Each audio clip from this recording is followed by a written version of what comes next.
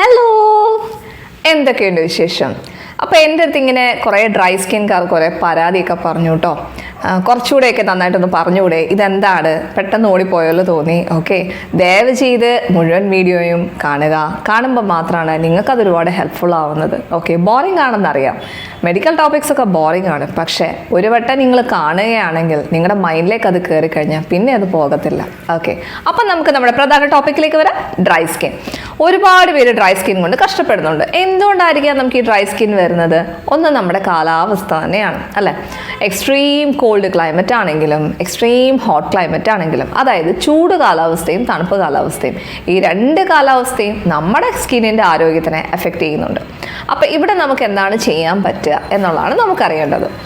നേരത്തെ കിടക്കുക, നേരത്തെ എഴുന്നേൽക്കുക. എന്തിനാ പിന്നെ ഇത് പറയുന്നതെന്നറിയോ? മൊബൈൽ വരുന്നതിന് മുന്നേ ഒരു കാലഘട്ടം ഉണ്ടായിരുന്നു, അല്ലേ? അപ്പോൾ ഉണ്ടായിരുന്നവർക്ക് രോഗവും കുറവായിരുന്നു. ഇപ്പോൾ കാണുന്ന ഒരാളെ വളരെ കുഞ്ഞു പ്രായത്തിലുള്ളവർ വരെ തൈറോയ്ഡ് പോലത്തെ പ്രശ്നങ്ങളുകൊണ്ടാണ് ഒ പിയിലേക്ക് വരുന്നത്. മെയിൻ എന്താണെന്നറിയോ? രാത്രി നേരത്തെ കിടക്കാത്തതുകൊണ്ടും രാവിലെ നേരത്തെ എഴുന്നേൽക്കാത്തതുകൊണ്ടാണ്. Yes, point number 1. Point number 2, നിങ്ങൾ ടൈമിന് ഫുഡ് കഴിക്കുക. എത്ര പേരുണ്ട് ഈ കൂട്ടത്തിൽ ബ്രേക്ക്ഫാസ്റ്റ് സ്കിപ്പ് ചെയ്യുന്നവർ? ദയവ് ചെയ്ത് സ്കിപ്പ് ചെയ്യരുത്. അതുകൊണ്ട് നിങ്ങൾക്ക് പ്രത്യേകിച്ച് ഗുണമൊന്നും വരത്തില്ല. ഹോർമോൺ ഇംബാലൻസ് വന്ന് തൈറോയിഡ് വന്ന് PCOD ഒക്കെ വരാൻ സാധ്യതയുണ്ട്. ഓക്കെ, അതുകൊണ്ട് നമ്മൾ സമയത്തിന് നമ്മൾ ഭക്ഷണം കഴിക്കുക. വെള്ളം വളരെ അത്യാവശ്യമുള്ളൊരു സാധനമാണ്. അപ്പോൾ വെള്ളവും നിങ്ങൾ ടൈമിന് കുടിക്കുക. ഇനിയും എന്തൊക്കെ കാരണങ്ങൾ കൊണ്ടാണ് നമുക്ക് ഡ്രൈ സ്കിൻ വരുന്നതെന്ന് നോക്കിയാലോ? അതെ, നിങ്ങൾ ഹാർഷായിട്ടുള്ള കെമിക്കൽസ് ഉള്ള സോപ്പ് യൂസ് ചെയ്യുകയാണെങ്കിൽ നിങ്ങൾക്ക് വരും. ഹോർമോൺ പ്രോബ്ലം ഉണ്ടെങ്കിൽ ദയവ് ചെയ്ത് നിങ്ങൾ ആ ഹോർമോൺ പ്രോബ്ലംസ് കറക്റ്റ് ചെയ്യേണ്ടത് വളരെ അത്യാവശ്യമാണ്. ഓക്കെ, അതുപോലെ തന്നെ extreme called climate, extreme hot climate. ചൂട് വെള്ളത്തിൽ സ്ഥിരമായിട്ട് കുളിക്കുന്ന ആരെങ്കിലും ഉണ്ടോ? നിങ്ങളുടെ സ്കിന്നെ നിങ്ങൾ നശിപ്പിക്കുകയാണ് ചെയ്യുന്നത്. അതെ, തണുത്ത വെള്ളത്തിൽ തന്നെയാണ് കുളിക്കേണ്ടത്. ഇനി ദേഹത്ത് നന്നായിട്ട് എണ്ണയൊക്കെ തേച്ച് പിടിപ്പിച്ച് ഒരു 15 to 20 മിനിറ്റ് കഴിഞ്ഞിട്ട് നിങ്ങളൊന്ന് കുളിച്ച് നോക്കി. അത് തരുന്ന ആശ്വാസം ഭയങ്കരമാണ്. വേറെ ഒന്ന് എന്താണ്? അതെ, നിങ്ങൾ സ്ട്രെസ് ഫ്രീ ആയിരിക്കണം. എത്രത്തോളം നിങ്ങൾ ടെൻഷൻ അടിക്കുന്നോ അതോടെ പ്രത്യേകിച്ച് ഗുണമൊന്നുമില്ല കേട്ടോ. നടക്കാനുള്ള കാര്യങ്ങൾ നടന്നിരിക്കുമെന്നേ, എന്നാൽ പിന്നെ ഹാപ്പി ആയിട്ട് ഫേസ് ചെയ്യുന്നതല്ലേ നല്ലത്. ഓക്കെ, അപ്പം ഇത്രയും കാര്യങ്ങൾ നിങ്ങൾ എന്തായാലും ശ്രദ്ധിക്കേണ്ടത് വളരെ വളരെ അത്യാവശ്യമാണ്. ആഹാര കാര്യങ്ങൾ ദയവ് ചെയ്ത് എരിവുള്ളതും പുളിയുള്ളതും വറുത്തതായിട്ടുള്ള ആഹാരങ്ങൾ കഴിച്ചുകൊണ്ടിരുന്നിട്ടുണ്ടെങ്കിൽ നിങ്ങളുടെ സ്കിൻ ഹെൽത്ത് തന്നെയാണ് പോകുന്നത്. ഒരുപാട് പേര് ഒ പിയിൽ വരുന്നുണ്ട്. പലരും വളരെ തെറ്റായിട്ടുള്ള ജീവിത രീതികളിലൂടെയാണ് കടന്നു പോയിക്കൊണ്ടിരിക്കുന്നത്. പ്രത്യേകിച്ച് ഭയങ്കര എരിവുണ്ടെങ്കിലേ ഞാൻ ആഹാരം കഴിക്കുകയുള്ളൂ, അച്ചാറുണ്ടെങ്കിലേ ഞാൻ ആഹാരം കഴിക്കുകയുള്ളൂ, പപ്പടം ഉണ്ടെങ്കിലേ ഞാൻ ആഹാരം കഴിക്കുകയുള്ളൂ. നിങ്ങൾ ആരോടാണ് ഈ വാശി കാണിക്കുന്നത്? നിങ്ങളുടെ സ്കിന്നിനോടോ? എന്നിട്ട് നിങ്ങൾ എന്ത് ചെയ്യും? കുറേ ലോഷൻസും ക്രീംസും ഒക്കെ വാരിത്തേക്കും. ഒരു പ്രയോജനവും സത്യം പറയാലോ. ഒരുപാട് പേര് ലോഷനും ക്രീമും ഒക്കെ ഉപയോഗിച്ച് അതിൻ്റെ സൈഡ് ഇഫക്ട്സ് ഉള്ള ഒരുപാട് പേരെയാണ് ദിവസവും ഒ പിയിലും ഓൺലൈൻ കൺസൾട്ടേഷൻസ് വഴിയും വന്നുകൊണ്ടിരിക്കുന്നത്. അതുകൊണ്ടാണ് ഈ ഒരു ടോപ്പിക്ക് തന്നെ എടുക്കാമെന്ന് വിചാരിച്ചത്. അപ്പം നമ്മൾ പറഞ്ഞ എന്താണ്? പിന്നെ നമുക്ക് ആയുർവേദത്തിൽ നമുക്ക് എന്തൊക്കെ വഴികളുണ്ടെന്ന് നമുക്കൊന്ന് നോക്കിയാലോ? ഓക്കെ, ആയുർവേദത്തിലെ വഴികൾ പറയുമ്പോൾ നസ്യം. അപ്പോൾ നസ്യം എന്ന് പറയുമ്പോൾ നമ്മുടെ മൂക്കിൽ നമ്മൾ മരുന്ന് എത്തിക്കുന്ന ഒരു ചികിത്സാ രീതിയാണ്. പക്ഷെ നമുക്ക് വീട്ടിൽ എന്ത് ചെയ്യാൻ പറ്റും? വീട്ടിൽ നമുക്ക് ചെയ്യാൻ പറ്റുന്നത് എന്താണെന്ന് വെച്ചാൽ 2 തുള്ളി ഒറിജിനൽ പശുവിൻ നെയ്യ് ഒന്ന് 2 മൂക്കിലും ഒന്ന് ഇട്ടിക്കുകയാണെങ്കിൽ രാത്രി കിടക്കുന്നതിന് മുന്നേ അത് നിങ്ങളെ ഒരുപാട് ഹെൽപ്പ് ചെയ്യും. എന്തുകൊണ്ടാണ്? സ്കിൻ എന്ന് പറഞ്ഞാൽ ഉള്ളിൽ നിന്നാണ് വെളിയിലേക്ക് വരുന്നത്, വെളിയിൽ നിന്നല്ല ഉള്ളിലോട്ട് പോകുന്നത്. ഓക്കെ, ഏതെങ്കിലും ഒരു ക്രീം നിങ്ങൾക്ക് വാങ്ങാൻ പറ്റിയില്ലെങ്കിൽ നിങ്ങൾ ഓർക്കേണ്ട ഒരു കാര്യമാണിത്. ഓക്കെ, അപ്പോൾ അതൊന്ന് മെയിൻറ്റെയിൻ. പിന്നെ ഗണ്ടൂഷം എന്ന് വെച്ചാൽ എന്താണ്? നമ്മൾ വായിൽ കവിൾ കൊള്ളുക എന്ന് പറയും. അപ്പോൾ ഇവിടെ നമ്മൾ എന്തൊക്കെയാണ് നമുക്ക് കവിൾ കൊള്ളാൻ എടുക്കുക? നമുക്ക് എള്ളെണ്ണ ഉപയോഗിക്കുന്നത് നല്ലതാണ്. അതുപോലെ തന്നെ നമുക്ക് തേങ്ങ ഉപയോഗിക്കുന്നത് നല്ലതാണ്. ഓക്കെ, അപ്പോൾ ഇതൊക്കെ നമ്മൾ കവിളിൽ കുറച്ച് നേരം നമ്മളിങ്ങനെ കൊണ്ട് അത് കഴിഞ്ഞിട്ട് നമ്മളത് തുപ്പിക്കളയണം. അപ്പോൾ അങ്ങനെ തുപ്പിക്കളയുന്നതുകൊണ്ട് ഒന്ന് നമ്മുടെ പല്ലിനൊക്കെ നല്ല ബലം വരും. പിന്നെ നമുക്കറിയാം ഈ ഡ്രൈ സ്കിൻ എന്ന് പറയുമ്പോൾ എന്തുകൊണ്ട് എല്ലാവരും പേടിക്കുന്നു? അതെ, ഡ്രൈ സ്കിൻ എന്ന് പറയുമ്പോൾ പെട്ടെന്ന് ചുളിവ് വീഴാൻ സാധ്യതയുള്ളൊരു സ്കിന്നാണ്. അവിടെ ഫൈൻ ലൈൻ വരാം, അവിടെ വ്രിങ്കിൾസ് വരാം.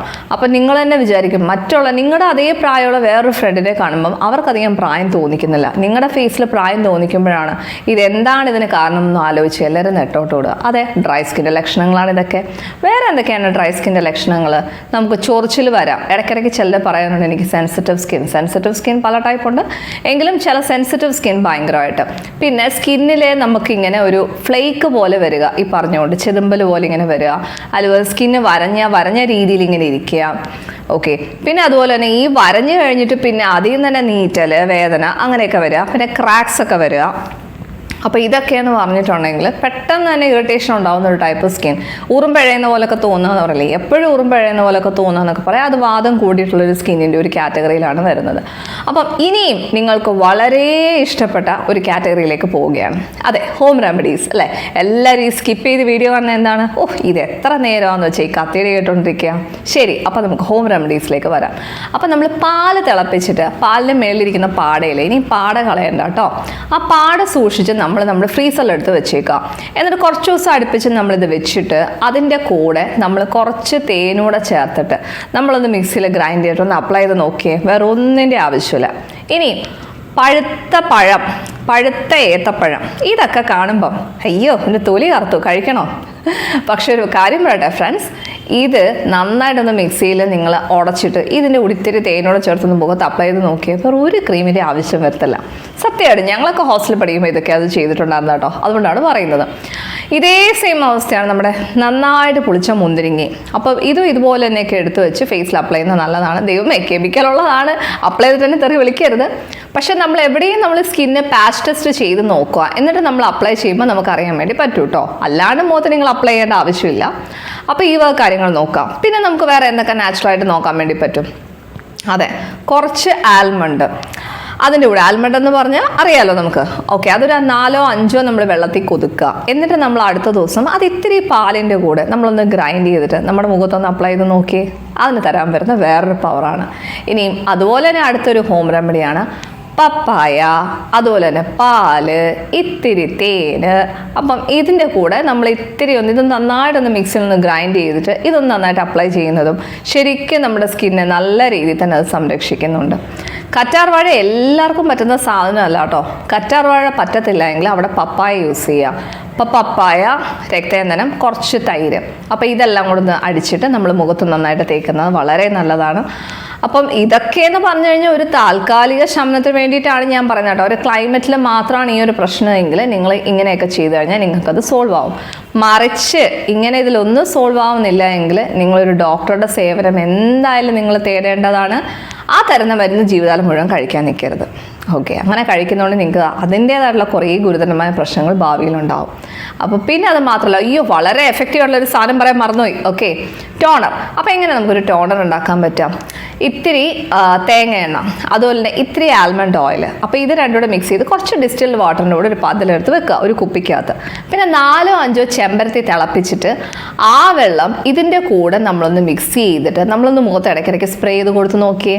അതെ, ടോണർ, മിസ്റ്റ്, ഇങ്ങനെയൊക്കെ നാച്ചുറൽ സാധനങ്ങൾ നമ്മൾ ഉണ്ടാക്കി സ്പ്രേ ചെയ്യുകയാണെങ്കിൽ അത് നമ്മുടെ സ്കിന്നിന് വളരെ ഹെൽത്തിയറാണ്. ശരിക്കും പറഞ്ഞാൽ നാച്ചുറൽ സാധനമാണ്, പ്രത്യേകിച്ച് സൈഡ് ഇഫക്റ്റ് ഒന്നുമില്ല. അപ്പോൾ ഈ വീഡിയോ എല്ലാവർക്കും ഇഷ്ടമായെന്ന് പ്രതീക്ഷിക്കുന്നു. ഇനി അടുത്ത വീഡിയോയിൽ നമുക്ക് കാണാം.